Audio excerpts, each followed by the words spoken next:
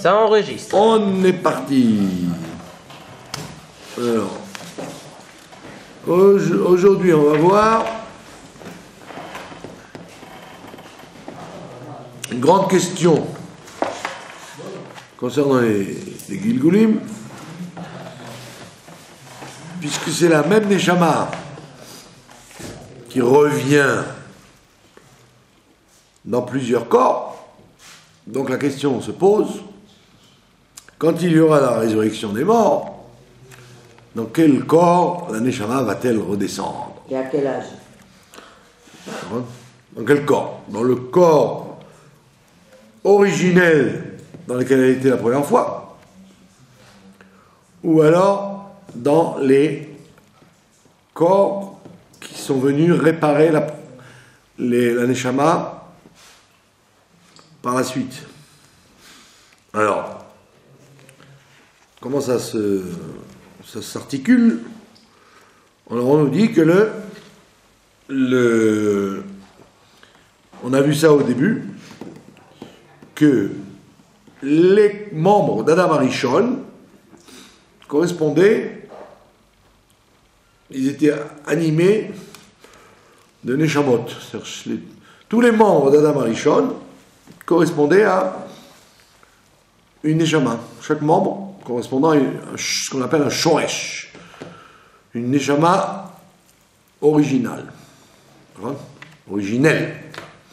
Neshama originelle. Comme on l'a vu déjà plusieurs fois, par exemple, Adam, il avait deux épaules. L'épaule droite, c'était Avel, et l'épaule gauche, c'était Caïn. Donc après, quand il a fauté, donc tous les membres sont tombés. C'est-à-dire que les membres sont tombés, c'est-à-dire que lui est resté, lui, avec son corps, et sa neshama privée de lui, particulière de Adam Arishon. Mais toutes les neshamot qui étaient incluses en lui, elles sont tombées, donc en quelque sorte, avec le corps qu'elle avait, avec les membres du corps qui correspondaient. Donc automatiquement, chaque shoresh correspondait à un membre. Maintenant, ce shoresh, étant donné que la faute d'Adam Arishon a provoqué qu'Adam Arishon a été empoisonné par la faute. Lui et sa femme, puisqu'ils ont mangé tous les deux du fruit, ils ont été tous les deux empoisonnés par le fruit. Donc ils ont eu une zohama, un empoisonnement. En hébreu moderne, on dit un zihum. Mais dans l'hébreu ancien, on dit une zohama. Un empoisonnement, c'est-à-dire qu'à partir de maintenant, dans Adam Arishon, tout était mélangé, tov vara. Il y avait du bien et du mal dans chaque chose. Donc chaque membre de son corps va revenir et donc automatiquement, si le Gilgul vient comme un détail de ce membre, puisque chaque membre il est lui-même coupable en plusieurs détails, vous pouvez détailler chaque membre. Si vous parlez du pied, dans le pied vous avez les doigts, vous avez la plante du pied, vous avez le talon, vous avez beaucoup de choses dans le pied. Donc chaque shoresh peut être particularisé en plusieurs membres lui-même. Donc si ce Gilgul et le Gilgul, il ne peut pas être le Gilgul du pied lui-même, puisque le pied lui-même, c'est sûr qu'il a fait un travail quand il était là. La neshama de ce pied, ou la neshama de ce bras, elle a fait Kiyum HaMitzvot. Maintenant, si elle n'a pas réussi à faire le partsouf shalem, à faire le partsouf shalem, c'est-à-dire ce qu'on appelle le visage complet, donc elle revient.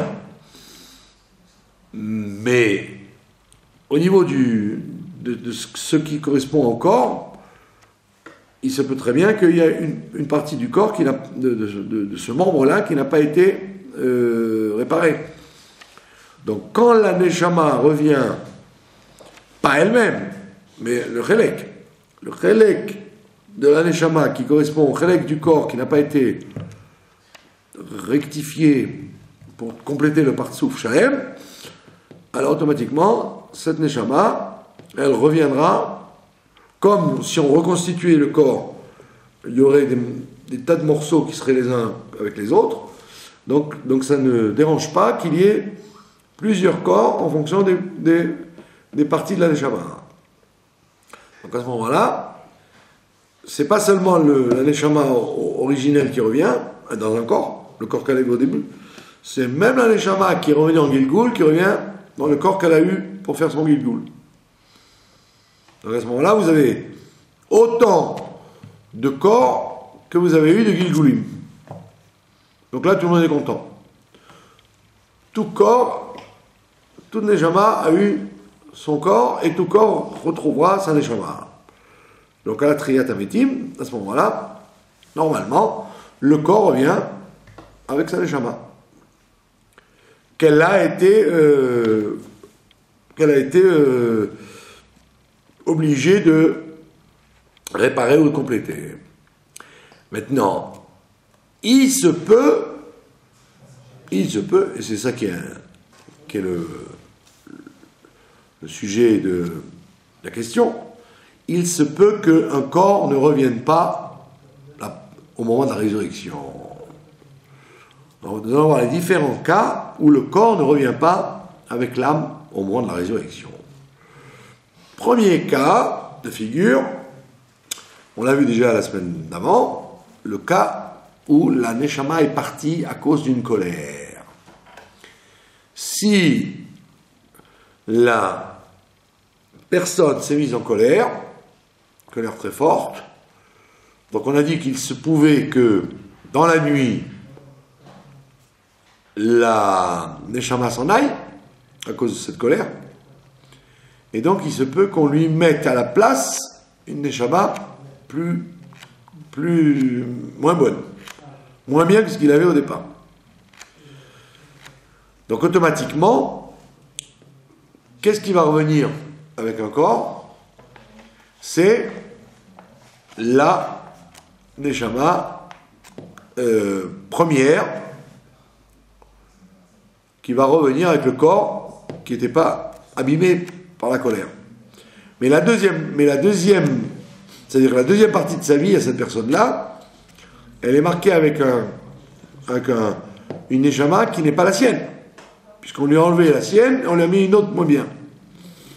Donc quand il va se lever, il va se lever avec la première neshama qu'il a eue et pas la deuxième. Donc il se retrouve que le corps qu'il aura sera le corps lié avec la première fois qu'il était là et pas là. Donc il va y avoir une espèce de décalage des corps, puisque dans le même corps il y a eu deux neshamot. Une qui est partie, l'autre qui est rentrée. Donc il va y avoir un décalage des corps, et donc on va être obligé de en quelque sorte, la deuxième fois qu'on lui a fait rentrer une neshama à cause de la colère, cette neshama-là, quand elle va repartir, elle n'a pas de corps. D'accord ? Donc elle va se retrouver, donc il va se retrouver avec une double neshama, donc il va être obligé d'avoir deux corps. Comment ça, deux corps ? Eh bien, on va lui donner, on va le faire rentrer dans un corps d'une autre neshama, tout simplement. C'est-à-dire lui, quand il va se lever, la première neshama qui était en lui, elle va retrouver le corps qu'elle avait au départ. Mais la deuxième neshama qui était en lui, elle ne va pas retrouver son même corps. Elle va se retrouver dans un corps étranger. C'est le cas de le dire. Un corps étranger à lui, qu'on aura été obligé de rapatrier pour lui faire entrer cette deuxième Neshama, puisqu'il a malgré tout, malgré la colère, il a quand même continué à vivre des mitzvot, à faire des mitzvot, même si c'est mis en colère, justement. Et le travail continuera, son travail continuera? Donc non, quand il est à la Tria, il n'y a plus de travail. La Tria, la résurrection, il n'y a plus de travail. Maintenant, deuxième cas de figure où la Neshama ne revient pas dans le même corps, c'est dans le cas, on a déjà vu ça l'autre fois, dans le cas du hibour. On a déjà expliqué l'histoire du hibour. Le hibour, c'est quand ça se fait pas au début de la vie. Au début de la vie, ça s'appelle Gilgul. Ça se fait au milieu de la vie. Au milieu de la vie, quand on voit dans le Bedin, évidemment, que cette personne-là n'arrive pas à faire son travail comme il faut, ou quand elle a fini son travail, mais que c'est pas le temps de partir, on a vu qu'il y avait un décalage entre le temps de vie qu'on donne, on octroie un certain nombre de temps de vie, et donc une personne, elle peut aller plus vite. Elle peut finir le travail plus vite que le temps de vie qu'on lui a donné. Donc, puisque elle a encore du temps à vivre, et qu'elle avait fini le tikkun ou la shlemut pour lequel elle était venue, donc automatiquement, comme on ne peut pas la faire mourir puisqu'elle avait un temps de vie particulier, tout ça c'est lié obligatoirement, automatiquement avec la prière Rofshit. C'est parce qu'il y a la prière Rofshit. On a donné à quelqu'un 70 ans ou 80 ans pour faire un travail. Lui, il a été très sérieux, il a fini à l'âge de 40 ans. On ne va pas lui enlever ses années de vie comme on avait prévu. C'est comme les Havdil, quand quelqu'un il va dans un examen, et il est tellement fort qu'il a fini l'examen au bout d'une heure, alors qu'on lui avait donné 6 heures. D'accord? Donc on lui dit, monsieur, vous êtes obligé quand même de rester assis jusqu'à la fin, parce que vous ne pouvez pas sortir plus tôt. Donc ça veut dire que c'est dans la vie, c'est comme ça. On a présumé qu'il te faut tant d'années pour faire la shlemut ou le tikkun, compléter ou réparer. Toi, au lieu de perdre ton temps, tu n'as pas perdu une minute. Donc tu as fait la shlemut ou le tikkun, il te reste maintenant encore 40 ans à vivre. Donc on ne va pas te tuer. Donc qu'est-ce qu'on fait? On te fait un hibour. On te rajoute une autre neshama sans t'enlever la première, et ça s'appelle hibour. Quand on enlève la première, ça s'appelle gilgul. Quand on rajoute, ça s'appelle hibour. Hibour. C'est-à-dire on rajoute comme un bébé qui se rajoute dans le ventre par rapport à la mère qui est toujours là. Donc ce cas du hibour, quand quelqu'un a eu droit au hibour, soit positivement, soit négativement. Il peut y avoir aussi un hibour négatif. Le hibour négatif, c'est quand la personne n'arrive pas à faire son travail, mais qu'elle ne fait pas des avérotes pour qu'on la fasse disparaître. Il y a des avérotes qui font que la personne disparaît. Par contre, karet ou mita. Mais celle-là, elle n'a pas fait de... Elle n'est pas venue pour des mitzvot liés au karet. Elle est venue pour des mitzvot de tout ordre. Soit entre l'homme et l'homme, soit entre l'homme et Dieu. Mais il n'y a pas de karet dans ces mitzvot-là. Et lui, il n'arrive pas à remplir ce travail de mitzvot qu'il devait faire, de Torah et de mitzvot qu'il devait faire, et donc on lui rajoute une neshama à l'intérieur de lui pour l'aider à ce que la première neshama qu'on lui avait rentrée puisse faire son travail. Donc le hibour n'est pas un cadeau, il est une aide pour finir le travail. Alors que l'autre hibour, c'est le hibour de celui qui a fini le travail. Il a fini le travail, mais on ne veut pas le tuer, donc on lui rajoute la neshama d'un tzaddik, en général d'un tzaddik, c'est quelqu'un qui n'est pas quelqu'un à problème, parce que si on lui rajoute une neshama qui va lui faire des problèmes, il n'a rien gagné. Donc on lui rajoute une neshama qui est déjà mouchlemet, qui est déjà bien comme il faut, pour l'aider à faire un nouveau travail. Par contre, ça c'est ce qu'on appelle hibour positif. Le hibour négatif, c'est en quelque sorte le hibour comme des cours particuliers qu'on va donner à la neshama pour qu'elle puisse faire le travail qu'elle a. Et donc dans ce hibour-là, cette neshama qui est rentrée, elle peut rester avec lui jusqu'à la fin de sa vie, mais cette neshama-là ne reviendra pas dans son corps.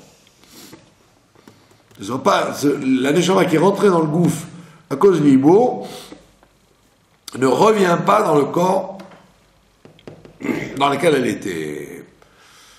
C'est toujours la neshama d'origine qui revient avec le corps. Donc voilà un cas où effectivement, où la neshama ne revient pas dans ce corps-là. Bien qu'elle ait vécu toute sa vie avec, beaucoup d'années avec ce corps-là. Est-ce qu'on est conscient, il y a un hibour? Ouais. Deuxième cas, le troisième cas, on en est conscient, c'est le cas de la mort clinique. Quand la personne meurt et revient, ce qu'ils appellent la mort clinique, qui a beaucoup de cas de ça. Aujourd'hui, c'est très répandu. À l'époque, c'était beaucoup moins répandu, mais c'est écrit dans les textes. Quand il y a un cas de mort clinique, quel est la neshama qui va rentrer à la résurrection? C'est celle qui était avant la mort clinique ou la deuxième qui est venue après? Après. Donc, effectivement, il y a une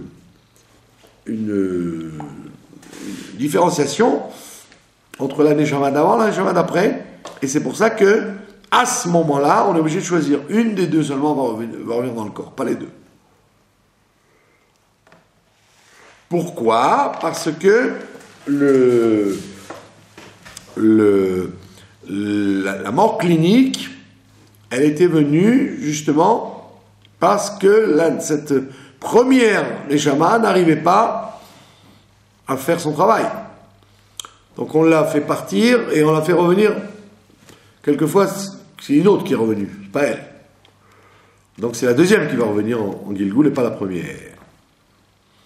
Qui va revenir en corps, qui va revenir dans le corps. Le corps qu'on a connu.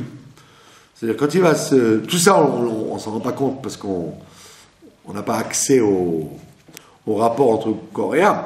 Mais quand il y aura la résurrection, on se rendra compte de ça. On verra, on dira, tiens, celui-là, il est revenu avec son âme, mais c'était pas l'âme que je lui avais connue, c'est une autre âme. Parce qu'on va dire, bah oui, il a eu une mort clinique. Donc comme il a eu une mort clinique, il est revenu avec... Et alors la première âme, elle revient dans quel corps, dans ce cas-là? En général, je ne veux pas m'avancer, dire des méchancetés ou des bêtises, il y a des cas où on dit que la neshama est retranchée. Alors une neshama elle est retranchée, elle ne reviendra pas dans le corps. Mais c'est la deuxième qui revient dans le corps. C'est toute la différenciation entre les tzadikim et les rechaïm. C'est qu'il y a les tzadikim, on les aide à revenir et ne jamais user leur âme. Et donc leur âme se manifeste dans le corps et elle fait son travail. Et donc on l'aide à revenir plusieurs fois pour qu'elle finisse ce travail. Mais il y a des fois où, il arrive quelques fois, où il y a le sujet du karet, alors le retranchement, c'est-à-dire quand la neshama est retranchée, elle ne revient plus dans ce corps. Elle ne reviendra plus dans un corps du tout. Et alors la tchouva dans tout ça, c'est quoi? S'il y a tchouva, il y a tchouva. S'il y a tchouva, tant mieux. S'il n'y a pas de tchouva, c'est... Mais est-ce qu'une mort clinique, forcément, on change l'âme?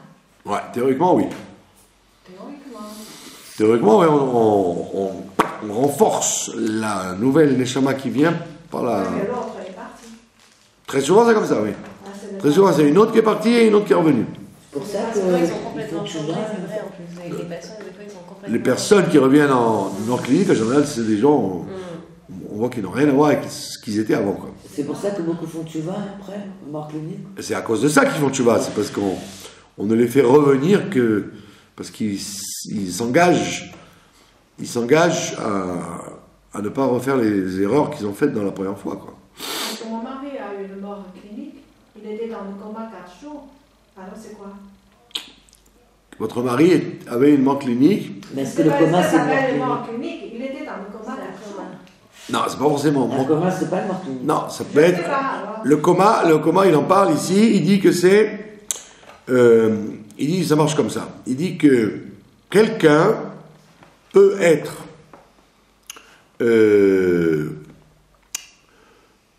condamné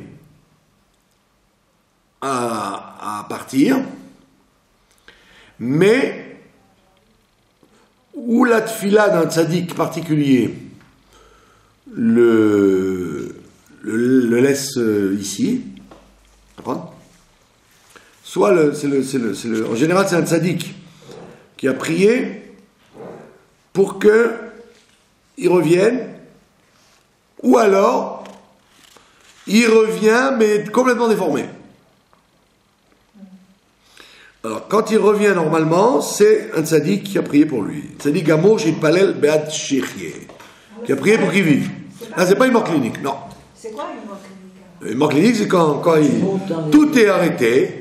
Il n'y a plus de cœur, plus de cerveau, plus rien. Mais eux, ils te disent, mais non, mais j'étais là-haut, je suis revenu, je me rappelle. Et on devait en vérité... Ma grand-mère, mon grand-père. C'était arrêté complètement à un moment. À un certain moment. Oui, mais... Ouais, c'était sauvé, mais bon. Mais, oui, ouais, peut-être que c'était pas suffisant. Il faut que le Mais cerveau... les gens se rappellent de la mort cerveau, voilà. En général, ils se rappellent parce qu'ils ont été jugés. Dans les morts cliniques, ils sont jugés, ils s'en rappellent.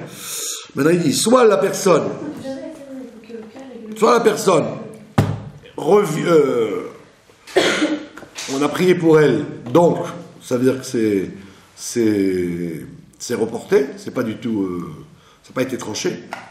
C'est un tzaddik qui a prié. Ou alors, il peut arriver que la personne revienne, mais soit très malade, ou alors soit épileptique. C'est la maladie d'épilepsie ou la maladie une maladie comment dire, très très grave, quoi. Jusqu'à la mort. Ça fait partie du troisième cas. Ça fait partie du cas où cette personne-là reviendra avec son corps, bien qu'elle ait traversé des péripéties terribles.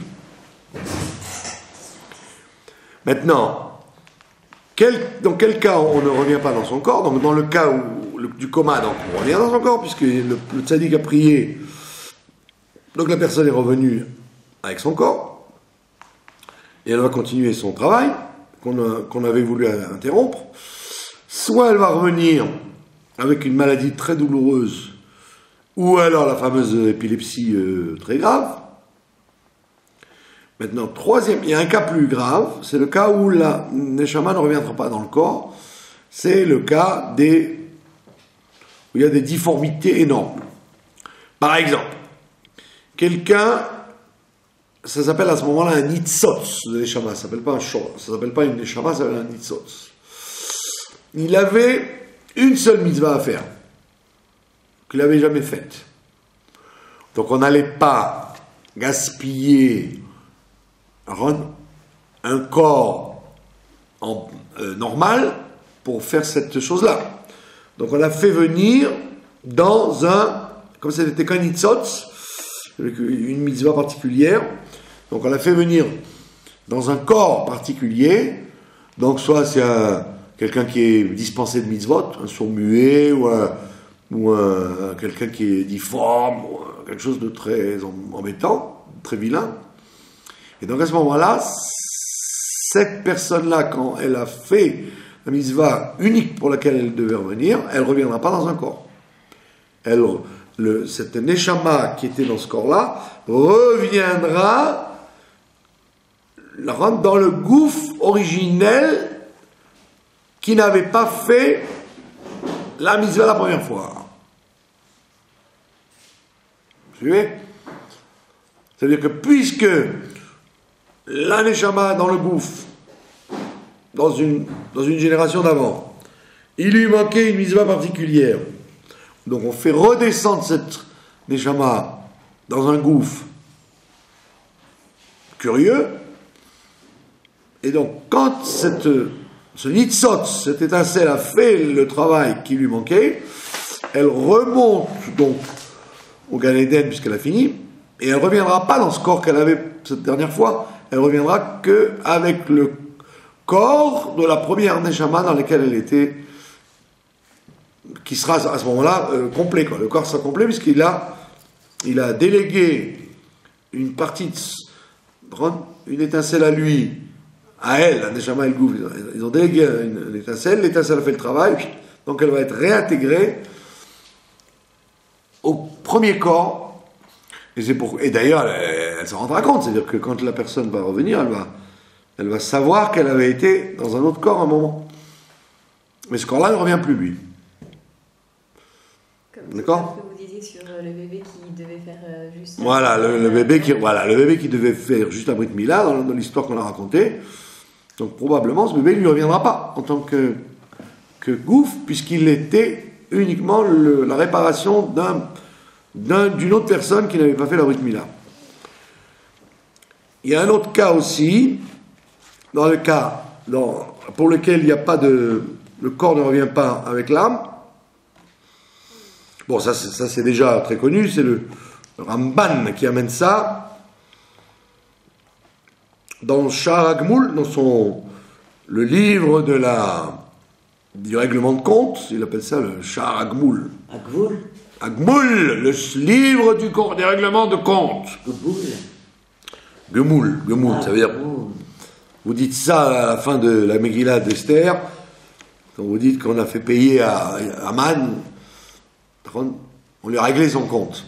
Pour ce qu'il a fait, on lui a rendu. Donc dans le Sha'ar HaGmul du Ramban, il dit ce que la Mishnah nous dit là-bas, qu'il y a des gens qui n'ont pas part au monde futur.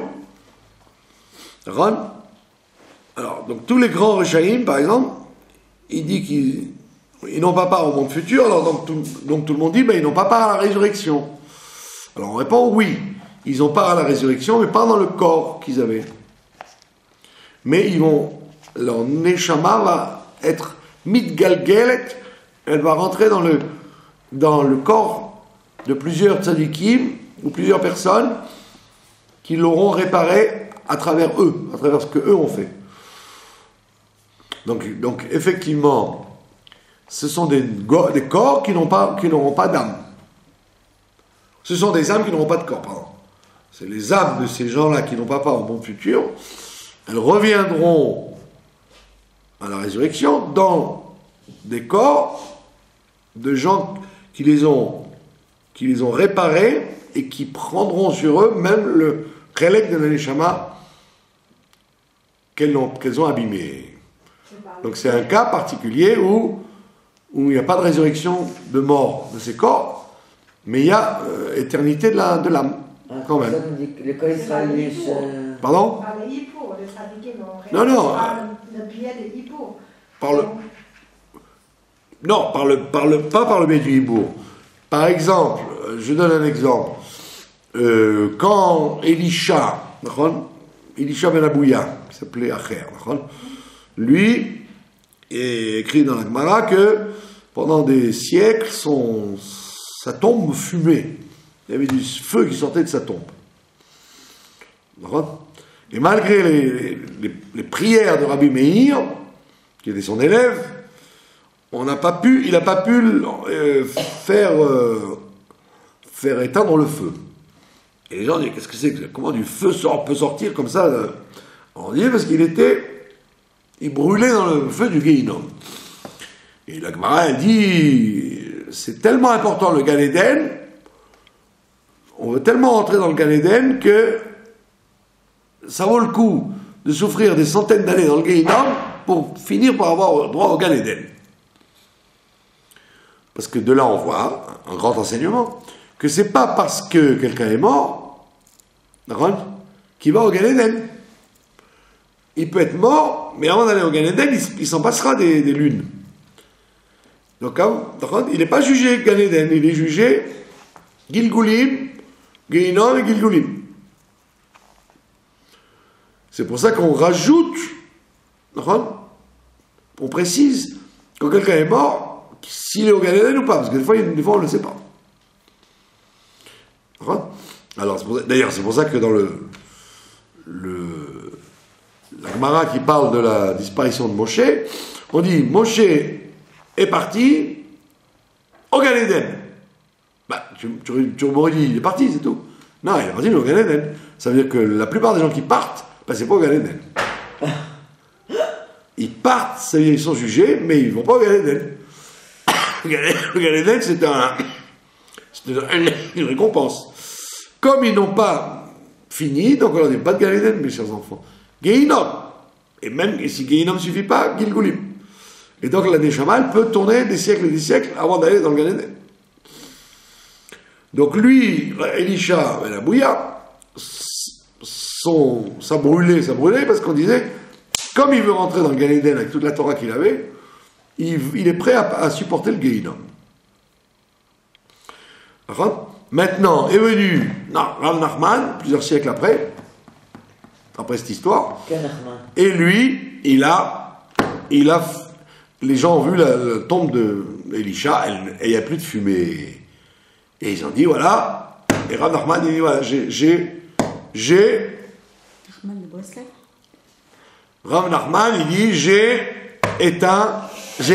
fait rentrer maintenant Elisha dans le Gan Eden. Donc c'est-à-dire que ça a duré plusieurs siècles, et après ça a pu passer. Maintenant, donc ça c'est comme une histoire qui se termine bien. C'est celle d'Elisha, ben la Bouya. Bien qu'on l'appelle Acher. Ouais. Maintenant, il y en a d'autres qui, eux, ils n'avaient pas... Ils ont fait fauter les autres. Lui, il n'a pas fait fauter les autres. Justement, il a eu sa route à lui. Elisha, il a eu sa route à lui. Mais il s'est bien gardé de dire aux gens, faites comme moi. Donc, comme il est rentré dans le Pardès, c'est un des plus grands sages de tous les temps. Donc, il avait tellement de mérite de sa Torah qu'on a pu, après l'avoir nettoyé du Gehinom, le faire rentrer dans le Gan Eden. Donc, ça va, il est Messoudar, comme on dit. On est bien arrangé. Mais il y en a d'autres, comme les rois Rachaïm, Achab, etc. Donc eux, ils n'ont pas cette Torah et ils ont fait trop de méchanceté. Donc il y en a beaucoup qui n'ont pas droit à revenir dans leur corps. Parce que le corps a été trop corrompu. Donc ce genre de situation, de gens qui se sont trop corrompus, donc la Neshama, d'accord, je suis en train de vous répondre à votre question, cette Neshama-là ne peut pas revenir dans un corps, donc elle est errante, elle est toute seule, la pauvre. Cette Neshama est toute seule, donc qu'est-ce qui se passe? Alors, vous, par exemple, vous avez une accointance particulière dans une Avodat Hashem particulière avec, par exemple, Isabelle, la femme de Achab. C'était une femme qui faisait danser les calottes. Elle assistait au mariage, elle faisait danser les mariés. Bien qu'elle tuait les prophètes, qu'elle faisait Avodah Zarah, qu'elle était sorcière, tout ce qu'on veut, mais ça au moins, elle avait ce grand mérite. Quand il y avait un mariage, elle dansait avec les calottes. Et comme c'était la reine, donc c'était un très grand honneur que la reine Isabelle vienne vous danser à votre mariage. Donc, elle a un srout particulier. Donc maintenant, vous, par exemple, vous avez ce même Nekuda de faire danser une kala, ou de faire, ce que je sais moi, de faire des robes pour les calottes, ou de faire un gâteau pour la kala, ce que je sais. Donc, hop, on va vous faire, il va y avoir un aimant entre kala, tac, donc vous allez récupérer le nitzotz de Isabelle qui va rentrer en vous, et donc, la partie de la Neshama d'Isabelle qui a été donc pure va rentrer en vous, et quand vous allez vous lever, vous aurez avec vous ce morceau d'Isabelle en vous. Donc en vérité, c'est pas par hibour. C'est pas accointance avec une espèce d'aimant entre les actions d'une personne, Une branche. voilà, les actions que vous avez faites et les actions qu'elle a faites. Ou, par exemple, il y a quelqu'un, il n'aime pas du tout étudier les lois du Shabbat, je ne sais pas quoi, et il se force à étudier les lois du Shabbat, et ça l'énerve profondément, mais il le fait quand même. Donc il a réparé en lui cette chose-là, et donc automatiquement, quelqu'un qui a été mort parce qu'il a transgressé Shabbat, ça n'est jamais va venir en lui, puisque lui il a réparé le sujet des lois du Shabbat.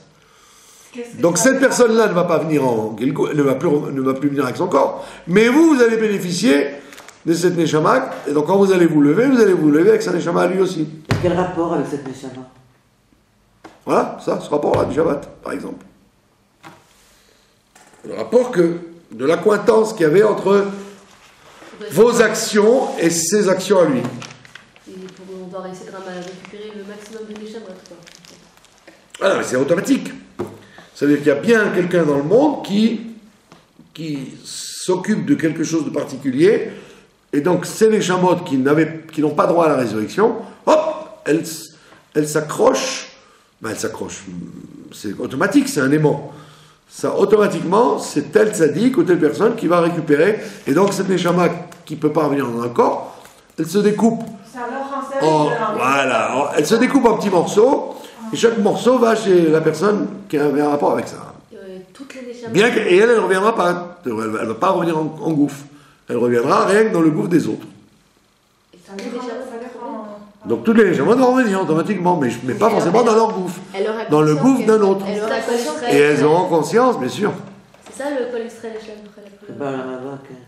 Non, c'est ce que le Ramban il dit, que dans Sha'ar Gmoul, que puisque la Mishnah exclut certains personnages, lui, le Ramban, il dit dans Sha'ar Gmoul que, effectivement, quand on dit que tout le monde a part à la résurrection des morts, c'est que par ce biais-là, pas autrement.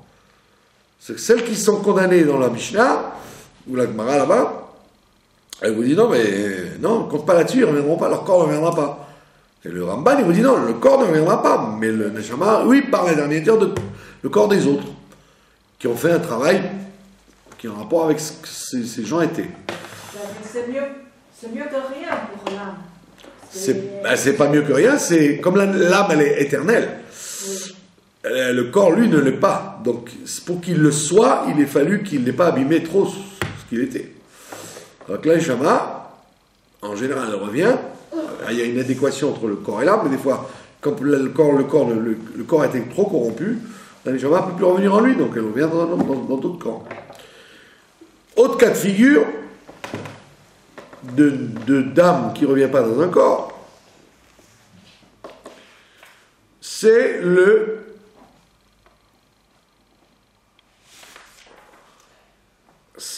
cas qu'on a vu du cas du hiboum. On avait vu ça, le sujet du hiboum. Le hiboum, on avait dit donc, c'était la Neshama dans Réhouven. Réhouven meurt et il n'a pas eu d'enfant. Donc automatiquement, le Neshama de Réhouven va dans le corps de Shimon. Donc Shimon doit se marier avec la femme de Réhouven, puisqu'en réalité c'est leur même femme, puisque c'est la même âme. Donc, automatiquement, par le hiboum, hop, le Neshama rentre. Et si le hiboum ne se fait pas? Ben voilà, justement, aujourd'hui, il n'y a pratiquement plus de hiboum. À l'époque, c'était très jouable, très fréquent, le hiboum. Aujourd'hui, le hiboum ne se fait pas. Pourquoi? La plupart des décisionnaires, ils disent que on préfère la khalitsa, c'est le déchaussement, voilà. La cérémonie du déchaussement, c'est la cérémonie du hiboum. Et pour quelle raison? Parce qu'on dit que il aurait fallu faire ça le Shem Shamaim, vraiment se marier pour le frère. Alors, très souvent, le beau-frère, il se marie avec la femme parce qu'elle lui plaît, pas parce qu'il veut faire honneur à son frère. Donc comme on n'aime pas trop mélanger les kavanotes, puisqu'il y a une espèce de pensée un peu incestueuse, s'il veut se marier avec sa belle-sœur, pas pour son frère, mais pour elle-même. Donc, beaucoup de poskim disent, allez, Khalitsa, dites que vous voulez pas. Alors, qu'est-ce qui se passe alors? Quand on fait Khalitsa, donc quand il y a eu Iboum, quand il n'y a pas eu Iboum, qu'est-ce qui se passe? C'est que la Neshama, si elle est venue sans avoir d'enfant, elle ne revient plus dans un corps. Oui, donc très souvent, le cas où le corps ne revient, la Neshama ne revient pas dans un corps, c'est quand une personne n'a pas d'enfant. Indifféremment. Où elle est? Où elle est? Dans d'autres corps. La Neshama ne disparaît pas. Sauf dans le cas du carré qu'on a vu tout à l'heure. La Neshama ne disparaît pas, donc elle revient dans d'autres corps. Ah, dans un autre. Ça veut dire que le hiboum, en quelque sorte, c'était un truc automatique entre frères. Maintenant, il se fait spirituellement. Puis il y a un hiboum qui se fait spirituellement, c'est-à-dire que cette neshama-là, elle n'est pas rentrée dans le frère, mais elle est rentrée dans quelqu'un d'autre. Pour l'été. Voilà, donc si elle n'est pas rentrée dans quelqu'un d'autre, ben, elle ne reviendra pas dans un corps. Et c'est le neshama indifféremment homme ou femme, parce que le hiboum c'est seulement pour les hommes. Non. Oui, bien sûr. Donc c'est une neshama homme qui n'a pas eu d'enfant. Oui, mais il n'y a pas de neshama homme. Toute neshama est toujours neshama zachar ou nekeva, femme et femelle et mâle. Alors, autre cas de neshamot qui ne reviennent pas dans un corps, c'est dans le cas où quelqu'un, c'est dramatique, quelqu'un devait se marier avec une personne. Réhouven devait se marier avec Léa. D'accord? C'est Réhouven devait se marier avec Léa. Et donc, et il ne s'est pas marié avec Léa. Pourquoi? Parce que ses fautes lui ont fait perdre Léa. D'accord? Comme on le voit beaucoup dans la Gemara, que des fois, par la prière de quelqu'un, il peut voler le zivouk de l'autre. D'accord? Il veut une femme qui n'est pas sans zivouk. Elle a le zivouk d'un autre. Mais lui, par ses prières et ses mérites, il provoque que c'est lui qui va avoir ce zivouk-là et pas l'autre. Wow. Donc il a volé le zivouk d'une personne. D'accord? Il a détourné le zivouk d'une personne grâce à ses mérites qu'il a eu, lui. Ça arrive souvent, ça c'est très commun. Ben oui. Et donc automatiquement, cette première personne qui a donc raté son zivouk, puisque... D'accord? Les deux. La femme. Alors, si il est méritant, on va lui donner un zivouk de remplacement. S'il n'est pas méritant, il va partir sans zivouk, et à ce moment-là, il ne reviendra pas dans son corps. Même si c'est marié. Où elle va? Elle va être obligée d'être transbahutée dans le corps d'un autre pour se lever à la résurrection. C'est de la science-fiction totale. C'est pour ça que si on vous pose la question, est-ce qu'une neshama revient dans son corps? C'est comme dans tout, vous dites oui, mais, et le mais, il y en a 3000 cas de mais. Machou, ça veut dire que quelqu'un il peut avoir perdu son zivouk et donc automatiquement il n'a donc pas fait, il n'a pas eu d'enfant à cause de ça, ou il a été avec un zivouk qui n'était pas le sien, et donc à ce moment-là il se peut fortement qu'il ne revienne pas dans son corps, puisqu'il fallait qu'il revienne dans son corps avec sa femme. C'est Zachar ou Nekeba, mâle et femelle. Donc c'est assez compliqué le principe de la zougiout, de la complémentarité homme-femme. Est-ce que vous avez suivi? C'est valable donc pour tous les gens qui ne sont pas mariés, mais les hommes et les femmes. Ou c'est que les hommes qui ne sont pas mariés, qui ont raté leur corps? Ouais. C'est valable. Il n'y a que les hommes, puisque c'est les hommes qui ont la mitzvah d'avoir des enfants, donc c'est les hommes qui ne sont pas mariés, qui auraient perdu leurs zivouk par leurs actions. La femme, on l'a dit déjà l'autre fois, la femme, elle ne revient pas en Gilgoul pour elle-même, elle revient en Gilgoul pour accompagner la première neshama avec laquelle elle était, qui a besoin qui a besoin de faire son travail, donc il lui faut une femme avec. C'est toujours les mêmes. C'est toujours les mêmes, c'est-à-dire qu'une femme très souvent n'a rien à faire, rien à réparer de plus, elle est simplement revenue dans un autre corps pour compléter la première neshama qui n'avait pas fait ce qu'elle devait faire. Donc ça s'appelle pas un gilgoul pour Et la une femme qui se marie pas. Ça s'appelle pas un gilgoul, ça s'appelle un coach. Un accompagnateur. Elle a quand même un guilgoul, donc elle a quand même 613 mitzvot, donc il y a un moment, elle est bien un guilgoul. Oui, vous voulez dire que si on est gilgoul, on est obligé obligatoirement passer une femme, passer pour une femme, voilà. Mais en règle générale, quand vous voyez une femme, si elle est là, c'est en général qu'elle a été obligée de revenir. C'est pas un gilgoul. Ça s'appelle pas un gilgoul. Elle est la même qu'elle était avant. Mais elle a un travail propre à faire. Une mission. Pas forcément. Elle est avec son mari. Tac, comme lui, il devait réparer, on la fait revenir avec lui. Et une femme qui se marie pas, Rav. Très compliqué le sujet. Une femme qui se marie pas. Alors c'est Elle a pas fait c'est quoi son guilgoul? Une femme qui ne se marie pas, vous avez votre truc qui tombe là, non, c'est pas grave. Une femme qui ne se marie pas, justement, c'est parce que. Parce que quoi? Voilà, le gilgoul. Le gilgoul qui devait l'accompagner, il a raté le. Non, oui, il a raté elle, donc il est avec quelqu'un d'autre qui ne lui convient pas. Ah oui, on attend comme ça. Et voilà, c'est extrêmement complexe. Très compliqué. C'est pour ça qu'il faut beaucoup prier, beaucoup demander miséricorde. Combien on peut prier? Non, toutes les choses qu'on peut obtenir par la tzedaka, la miséricorde, etc., ça peut déjouer tous ces trucs-là. Comme je vous l'ai déjà dit l'autre fois, le cas de monsieur Elisha. Elisha avait la bouilla, et il a vu qu'il n'avait pas part au monde futur. Il a vu qu'il n'avait pas part au monde futur. Comment?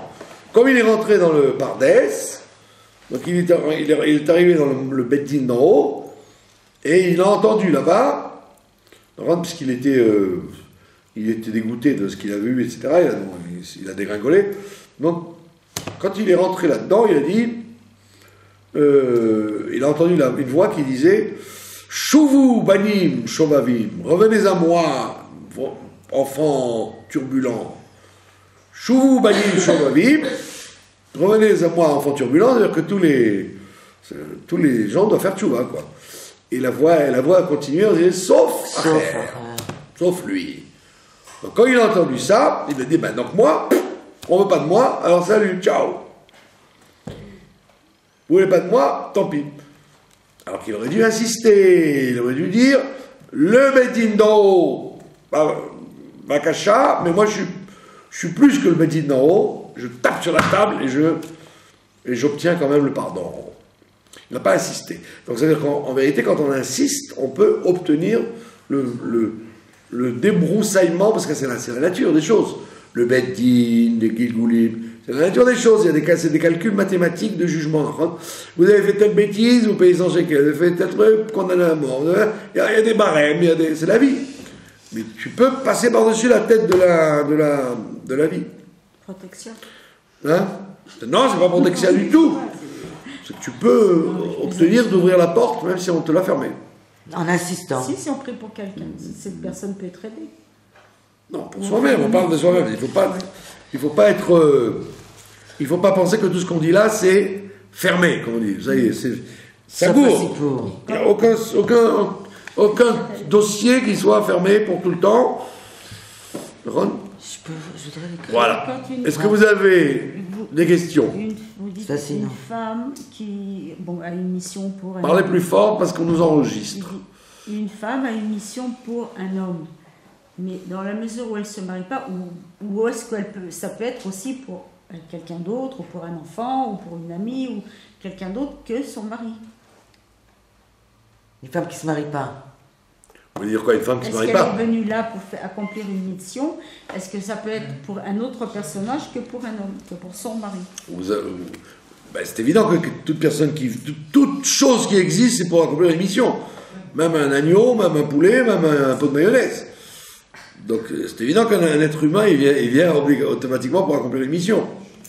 Non, je pense que ce qu'elle voulait dire, c'était est-ce que sa mission est seulement, est-ce que son zivoug est seulement par rapport à son mari, ou est-ce que ça peut être dans un enfant, dans une amie? Non, c'est comme vous avez dit, c'est qu'il se peut qu'elle soit venue en tant que femme, pour faire les mitzvot liées à la femme, mais pas forcément en tant que aide à une neshama zachar.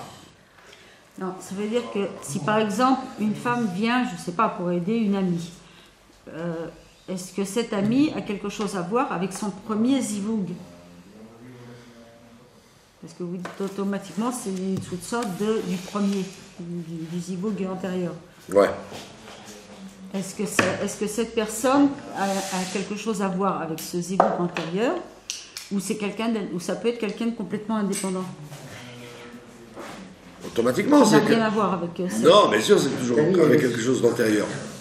C'est toujours des retrouvailles. Tout ce qu'on fait dans ce monde-là, ce sont des retrouvailles. Mais automatiquement, des retrouvailles, ça veut dire que si vous... Non, mais si on peut retrouver êtes... un parent, on peut retrouver un enfant, on peut retrouver un ami, on peut retrouver n'importe qui. Un voisin, n'importe qui, régler un compte après, ça c'est autre chose. Mais si vous avez un rapport avec quelque chose, c'est automatiquement des retrouvailles. Il n'y a pas de nouveauté. Vous avez compris? C'est une récupération d'une situation qui devait être complétée. Mais cette retrouvaille, voilà. Cet personnage, quel qu'il soit, a toujours toujours un lien avec le zivoug antérieur. Quel rapport avec le zivoug? Quand, par exemple, une femme... Le Gilgoul dans lequel vous êtes, que vous soyez homme ou femme, toutes les relations que vous allez avoir avec les êtres humains, les choses sur Terre, c'est pour réparer des choses qui se sont passées dans d'autres Gilgoulim avant.